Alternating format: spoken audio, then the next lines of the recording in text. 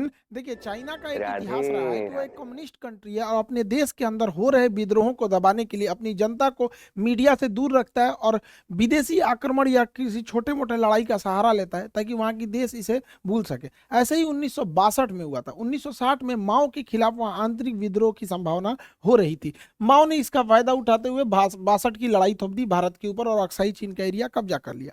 उसी समय इसने ताइवान के इसे क्या नाम है, अरुणाचल प्रदेश को अपना दक्षिणी तिब्बत कहता था। ऐसा नेहरू के समय हुआ था। अभी यहाँ पर सी जिनपिंग जो है, इसके समय भी बहुत तेजी से विरोध हो रहा है। चाइना में सी जिनपिंग के खिलाफ बहुत तेजी से बगावत हो रही है। इसने भी वही सहारा लिया जनता का ध्यान भटकाने के लिए। इसने भी भारत से लड़ाई थोपने के लिए कई बार अक्सर उत्साह वाले काम किए हैं। अभी हाल में इसने तवांग में घुस गया। अरुणाचल प्रदेश का जगह है तवांग घाटी। तवांग में जहाँ बोमडीला दर्रा भी है, तवांग जिला में है, वहां पे चाइनीज सैनिक ऊपर आने लगे भारतीय पोस्ट पर। भारतीय सैनिकों ने ले डंडा मार के कपार फाड़ दिया सब चाइनीज सबका। एक भी भारतीय को किसी भी तरह की गंभीर चोट नहीं आई है, ना ही कोई भारतीय सैनिक शहीद हुआ है। ये हमारे रक्षा मंत्री का खुद का संसद में दिया हुआ स्टेटमेंट था। और वहीं चाइनीज मीडिया इस पर एकदम चुप है। जब चाइनीज पिटाते हैं सब ना तो एकदम चुप हो जाते हैं। सर आपको याद होगा जो जून 2020 पिटाया था, 6 महीना बाद बोला था कि हाँ हम लोग पिटा गए। उस सब इतनी इतनी होता है, सब आके भाज रहा था, सब मार यहाँ पे लाठी लाठी का पार फाड़ दिया सब चाइनीज सबका। चाइना वहां से भाग निकला और अभी चाइना कुछ नहीं बोल रहा है। अपनी जनता का ध्यान भटकाने के लिए ये कभी ताइवान के ऊपर अटैक करता है, कभी ये भारत की ओर। अभी इसके जो फाइटर जहाज थे सब, वो कई बार उत्तराखंड के पास में मडराने लगे सब। उत्तराखंड के पास मडराने के भी कई रीजन है। उत्तराखंड में अभी भारत और अमेरिका की सेना यहाँ बहुत करीब नंदा देवी पर्वत के पास आकर चाइना के पास युद्धाभ्यास की। इसीलिए वो अपने ड्रोन को, और उसने सबसे बड़ा जो बमवर्षक जहाज बनाया है S-20, ये बमवर्षक जहाजों को भारत के सीमा के पास उड़ाते रहता है। तो भारतीय सेना भी अपनी वायु से एयरफोर्स को तुरंत एक्टिवेट कर देती है और एयरफोर्स भी ऊपर से जाके वार्निंग देने लगती है कि अगर इधर की ओर आओगे तो तुम्हारा भी इलाज कर दिया जाएगा बढ़िया से। चाइना को पता चल गया है कि भारत की अब विदेश नीति जो है काफी एग्रेसिव हो गई और ये होना भी चाहिए। हमें अपने दुश्मनों को पहचानने में क्षणिक भी देर नहीं करनी चाहिए।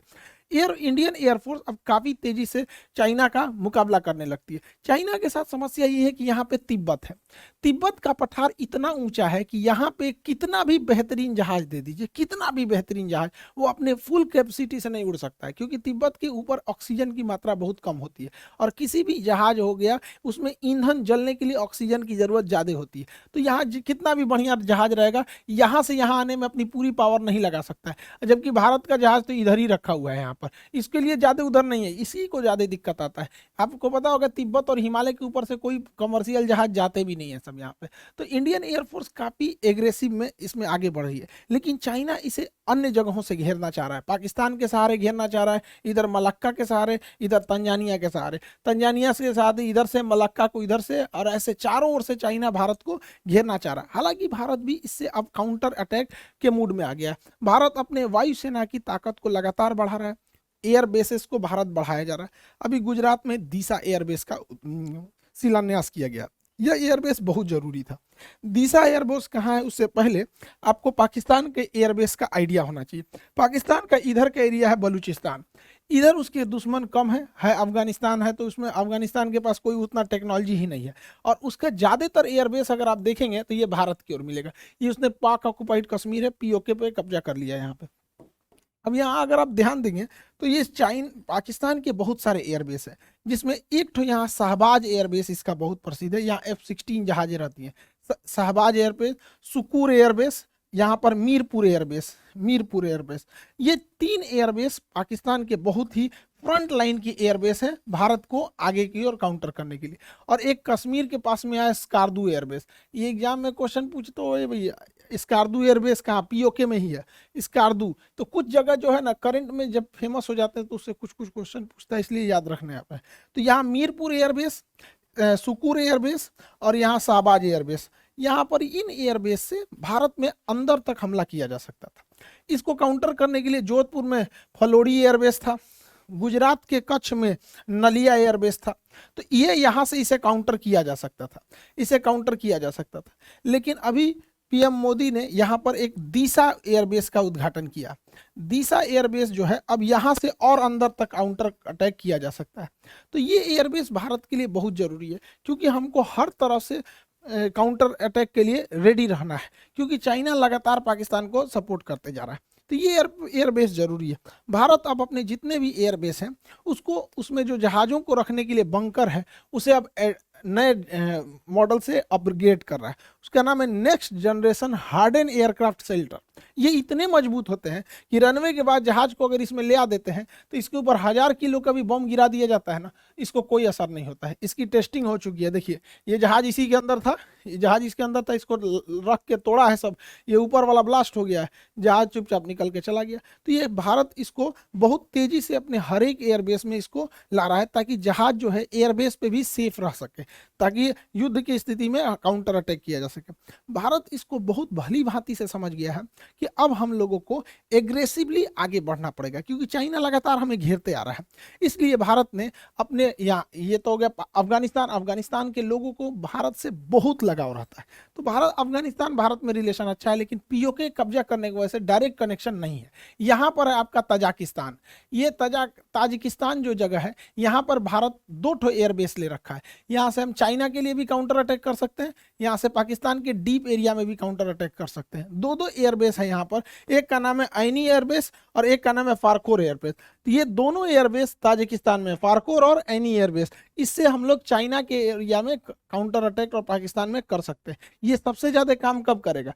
चाइना यहाँ पे सड़क बना रहा है CPEC, China Pakistan economic corridor, इसको इधर से तो अटैक करता ही हो सकता है, इस एयरबेस के थ्रू यहाँ से भी अटैक किया जा सकता है। इसलिए भारत को अब रेडी रहना है, क्योंकि चाइना में अगर ज्यादा विवाद होगा तो पक्का किसी ना किसी से उलझेगा। तो वो उधर या तो उलझेगा ताइवान से, और नहीं तो इधर उलझेगा भारत से। इसलिए सतर्क रहना है। हम लोग के लिए भी एक तरह का ये लिटमस टेस्ट है। हालांकि भारत बहुत तेजी से अपने कदम आगे बढ़ा रहा है, लेकिन चाइना का सोच क्या है? वो सिल्क रूट के माध्यम से भारत को घेरना चाह रहा है। लेकिन चाइना की टेंशन क्या है?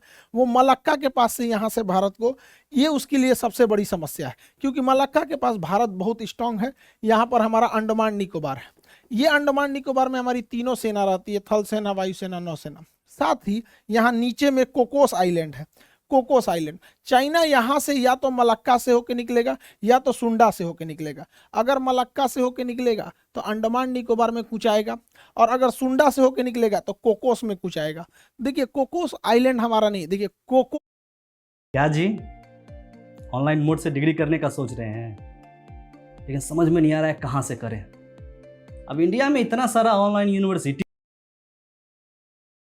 कोको अलग है, कोको आइलैंड म्यांमार के पास है, हम ही लोग का था, नेहरू ने गिफ्ट दे दिया यहाँ पे। ये कोकोस आइलैंड जो है ये ऑस्ट्रेलिया का है, लेकिन ऑस्ट्रेलिया से हम लोगों ने समझौता कर रखा है कि एक दूसरे के बेस का इस्तेमाल करने के लिए, तो इसका इस्तेमाल हम लोग कर सकते हैं यहाँ से काउंटर करने के लिए। इसलिए चाइना को पता है कि इस एरिया में हम कुछ नहीं कर सकते हैं, इसलिए चाइना मलक्का को अपनी डेलिमा दुविधा समझता है, मलक्का डेलिमा।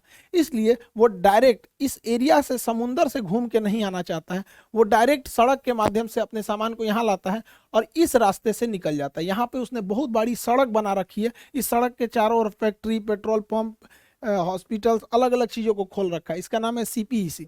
सीपीईसी को काउंटर करना भी बहुत जरूरी है, जो ग्वादर पोर्ट से जुड़ता है। यहाँ पर सीपीईसी के लिए यहाँ पर हमको ऐनी एयरबेस और फारखोर एयरबेस यहाँ से काउंटर कर देंगे, और यहाँ ईरान का चाबहार बंदरगाह हम इसे काउंटर करके आइसोलेट कर सकते हैं। इसलिए रेडी रहने के लिए ज़रूरी है। हालांकि भारत के पास इसके अलावा भी बहुत सारी संभावना है। यहाँ पर चाइना इतना तेजी से एक्सपांड किया कि अफ्रीका का देश है जिबूती, जिबूती में इसने अपना एक सैन्य अड्डा ले लिया। अब जिबूती समुद्र का इतना पतला रास्ता है कि अगर यहाँ स्वेज नहर से कोई भी जहाज यूरोप से आएगी तो उसे जिबूती से जाना ही पड़ेगा, और जिबूती पे उसने एक भाड़े पे सैन्य अड्डा ले लिया है यहाँ पे। लेकिन अच्छी बात यह है कि जहाँ इसने सैन्य अड्डा लिया है वहाँ से थोड़ी ही दूरी पर फ्रांस का भी सैन्य अड्डा है, और हमारा और फ्रांस का समझौता है कि हम एक दूसरे के सैन्य अड्डे का इस्तेमाल कर सकते हैं। तो यहाँ ये पैसा दे के सैन्य अड्डा ले रहा है, भारत वहाँ ऐसे ही पहुँच सकता है। इसके अलावे जरूरी है भारत सरकार को कि यहाँ पे यमन में अभी अशांति फैली हुई है, यमन का यह सोकोत्रा आइलैंड भारत के लिए एक वरदान साबित होगा।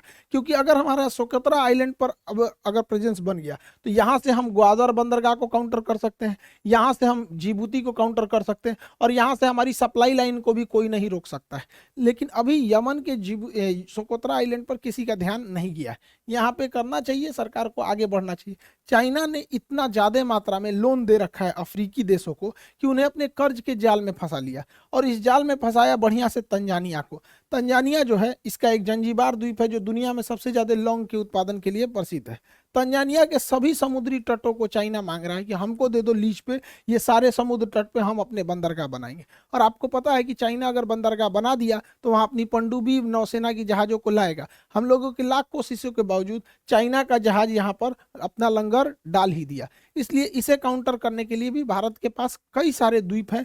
सेशेल्स का द्वीप एजम्पशन आइलैंड, जिसपे भारत अपना मतलब बेस बनाने वाला है, सेशेल्स में यहाँ पर है। मॉरिशस में एग्लीगा द्वीप है। ये दोनों द्वीप यहाँ से काउंटर अटैक के लिए यहाँ पर अवेलेबल हो सकते हैं। तो कहने का सेंस ये है कि भारत को पहले से अब रेडी रहना चाहिए, क्योंकि चाइना में जहां उथल पुथल होगा तो सी जिनपिंग अपने देश की जनता का ध्यान अपने ओर से हटाने के लिए वो कि या तो ताइवान की ओर हमला करेगा या तो फिर भारत की ओर। हालांकि भारत की ओर करेगा नहीं, अब उसको पता है कि 62 नहीं रह गया, यहाँ पे आदमी दौड़ा के मारेगा उसको। हालांकि युद्ध में अब अगर देखेंगे तो वर्तमान परिदृश्य में कई सारी चीजें चेंज हो गए हैं। यूक्रेन युद्ध में ड्रोन ने पूरी तरह से कंप्लीट सिनेरियो को ही चेंज कर दिया।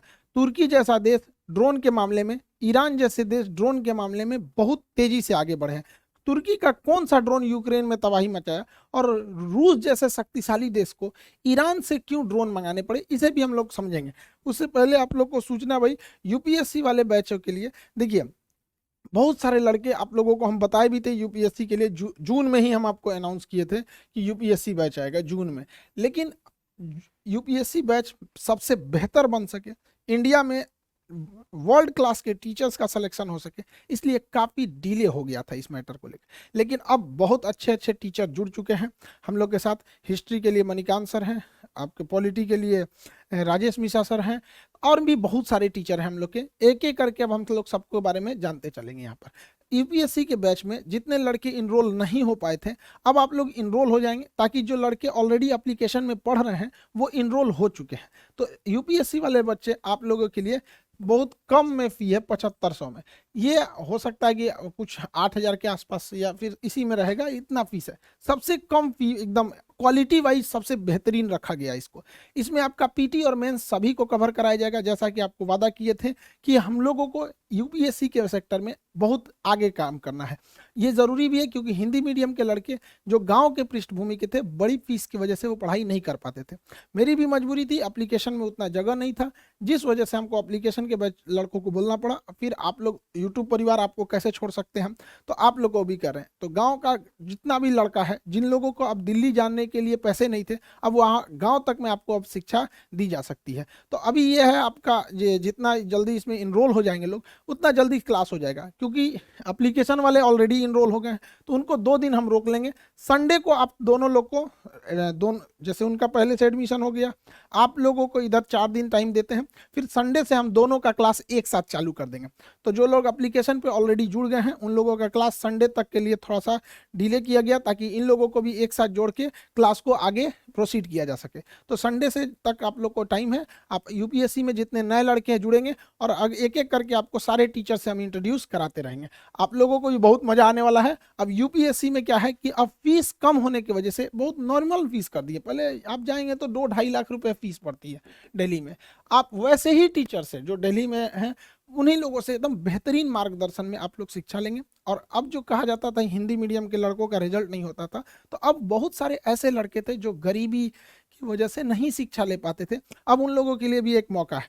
तो आई होप आप इसको समझे होंगे। अब एक एक करके हम आपको यूपीएससी के शिक्षक लोगों से मिलाते रहेंगे। आप लोगों से भी कहते हैं मन लगा के पढ़ाई कीजिएगा, माँ बाप का सपना पूरा कीजिए, देश बदलिए, और कोशिश कीजिए कि जब अधिकारी बने तो एकदम जमीनी लेवल पे काम करें, ताकि देश आगे बढ़ सके। आई होप आप इसे समझे होंगे। मिलेंगे नेक्स्ट क्लास में। जय हिंद।